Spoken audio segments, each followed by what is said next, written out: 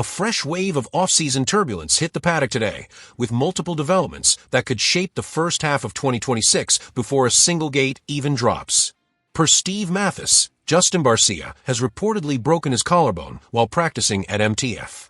The initial chatter says 2 weeks with surgery, which is the optimistic best-case scenario you sometimes hear around plated clavicles.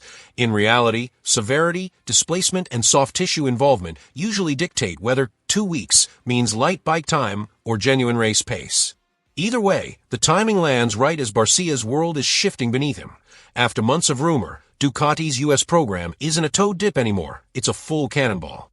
The Troy Lee Designs Redbull Ducati factory racing effort is set to contest the entire 2026 calendar, AMA Supercross, AMA Pro Motocross, and the SMX postseason.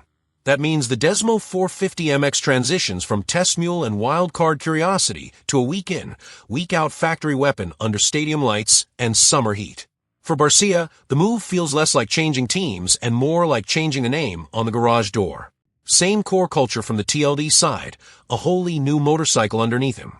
That continuity matters. Early integration, trust with the crew, and a shared language around chassis feel are the intangible margins when a brand debuts in a series as unforgiving as Supercross. Ducati has been the paddock's background noise for a year. Now it's going to be the baseline. The question is less, will the Desmo 450MX be fast? And more, how quickly can they nail the SX Whoops window, the throttle connection on a torn-up base, and the starts under real pressure? If the answer is quickly, the combination of Barcia's launchcraft and Ducati's stated horsepower headroom could make life uncomfortable for established packages. If it takes a beat, the story becomes durability and incrementalism, while the program learns the rhythm of 17 tight Saturdays and 11 rugged summer nationals. Layer onto that the other half of Ducati's expected rider axis. Dylan Ferrandis, long linked to TLD Ducati and now officially clear of Honda, remains widely expected to surface in red with Barcia. It's an intriguing fit. Ferrandis is notoriously particular about engine character and front-end trust. Ducati's engineering bandwidth and TLD's race shop adaptability should suit a rider who knows exactly what he wants. Still, bringing 2 alpha-level riders into a brand-new platform will stress any test schedule. If both are healthy by the time the Supercross intensity ramps up in December testing, Ducati gets robust development data from 2 very different riding styles. If Barcia's collarbone recovery lingers beyond the brochure timeline, more of that early strain shifts onto Ferrandis and the test riders. There's injury news elsewhere, and it's consequential. Triumph Factory Racing confirmed Jordon Smith underwent shoulder surgery after that heavy Super Motocross finale crash where medics reduced the dislocation trackside, and he still gritted out a 10-7 for 6th overall on the night. Smith says he'll miss the first part of the Supercross season, which lines up with the typical arc of post-op stability work and the time it takes to trust the joint when skimming whoops at race pace. The ripple effect clarifies Triumph's early 2026 rhythm. Austin Forkner and Jalek Swoll should carry the 250SX banner indoors, with Mikkel Harrup slotting onto the TF 450, X for Pro Motocross outdoors.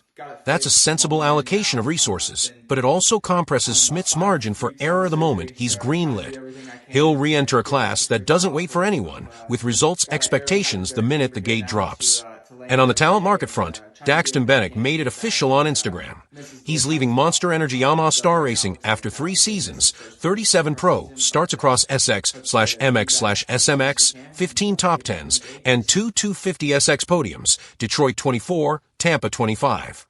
This year was chopped up by 2 concussions, a reminder that the long game sometimes outweighs incremental points. The strong paddock buzz has Bennick heading to Rockstar Energy Husqvarna as the team pivots back to FC250 equipment for 2026 after spending this year on Gasca's MC250F machinery. If that lands, it's a neat reset for both sides. Bennick gets a clean technical slate, and Husqvarna regains a sharper identity in the 250 class with a young rider whose baseline speed has already translated indoors. The only caution flag is the same as ever: string together healthy months and let the results compound.